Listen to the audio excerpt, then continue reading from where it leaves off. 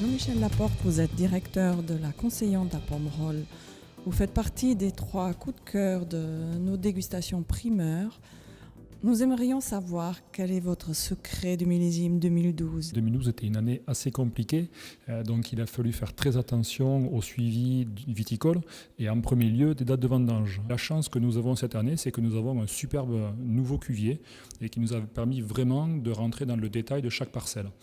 Ce nouveau cuvier a 22 cuves, dont 18 qui ont été dimensionnées par rapport à la taille de nos 18 parcelles. Autrement dit, chaque parcelle se voyait ramasser au jour J, vraiment à sa maturité optimale, ce qui fait que nous avons vendangé durant 6 jours et demi, mais étalé sur une période de 3 semaines et demie. Les merlots, je pense, sont assez croquants cette année. Il y a beaucoup de rondeur, beaucoup de fruits, des matières tanniques qui sont présentes certes, mais mûres, donc pas forcément beaucoup de sécheresse. En ce qui concerne conseillante, je recommande pour 2012 une garde de 5 à 6 ans, ce qui n'est pas très long pour la conseillante.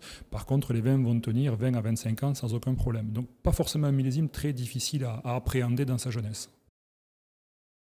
Véronique Sanders, vous êtes directrice du château Aubailly à Pessac-Léognan.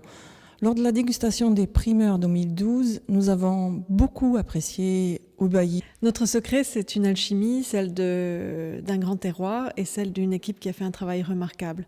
Le terroir d'Aubailly est connu pour pouvoir être assez constant et régulier, quels que soient les millésimes. Et je crois que les plus grandes parcelles de Aubailly, les plus anciennes, ont su démontrer cette année qu'elles avaient une facilité à traverser toutes les épreuves. Et puis notre équipe a été sur le pont du début jusqu'à la fin. On a fait un double travail en 2012, mais le résultat est là. Si vous deviez décrire le millésime, c'est un vin qui est équilibré, c'est toujours primordial, qui a des tanins mûrs, une certaine douceur aussi, et je crois que c'est un vin d'une très grande élégance.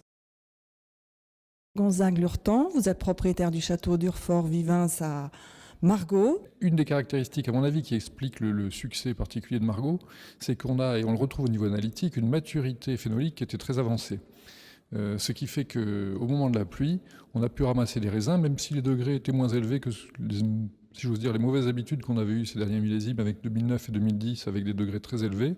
On s'est retrouvé à ramasser des vins, des cabernets autour de 12,5 et des pépins qui étaient particulièrement mûrs.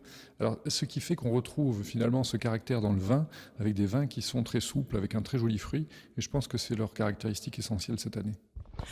Et vous, en particulier ? Alors nous avons fait un travail très important. Le choix, c'était de travailler à Véraison en faisant tomber près d'un tiers la récolte. Tout ce qui était un petit peu en retard, on l'a supprimé. Et derrière, ça nous a permis d'avoir une vendange très homogène. Derrière, avec maintenant les capacités de tri qu'on a, de ramasser et puis de pouvoir agir avec beaucoup de vendangeurs à la fois, puisqu'on a quand même précipité les vendanges, et on a fait les vendanges les plus brèves qu'on a eues depuis quasiment 95, avec les cabernets qui ont été ramassés en 5 jours. Il y a des années où on est gagnant, si j'ose dire, en termes économiques, et il y a 2 années où c'est de l'investissement, et 2012, c'était vraiment une année d'investissement sur la qualité.